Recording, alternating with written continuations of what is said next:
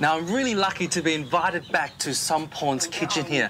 Now, this is a very traditional Lao kitchen and has everything you need to cook great Lao food.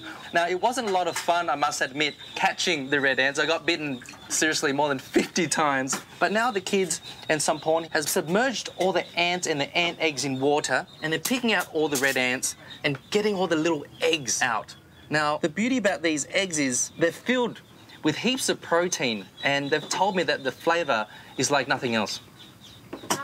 Wow, actually quite milky, and a lot of this juice just burst out as well.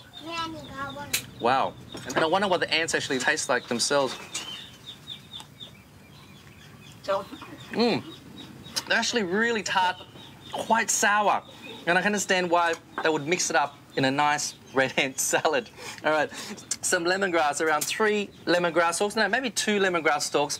They're really young ones, so they're quite tender. Slice a few of those really, really thin. And Dad's there preparing lunch, I think. A whole duck there he's just plucked, and he's just burning the hairs off of the duck skin. Okay, now finely slice spring onions as well. It's probably enough there.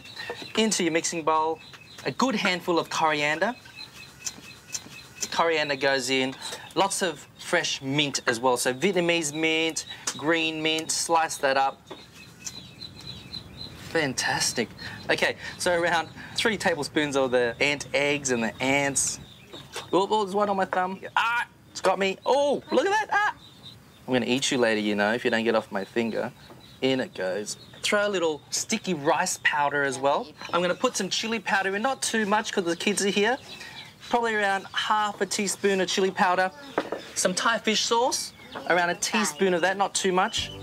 And of course, we've got this really amazing homemade padek made by Somporn and her husband here.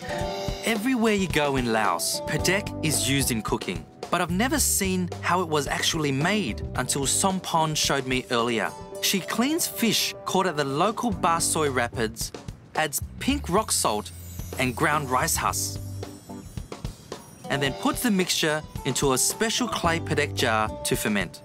The acquired flavours of padek seem to be not only a favourite of the Lao people, but also the Lao ducks. After 10 days, Somporn adds roasted sticky rice and reseals the jar to let it ferment for at least another month.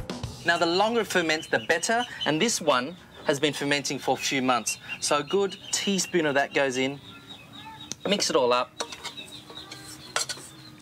and that's pretty much it. Your red ant egg salad. Whoa, that looks good. That's more than just burning the feathers off. That's roasting the duck itself.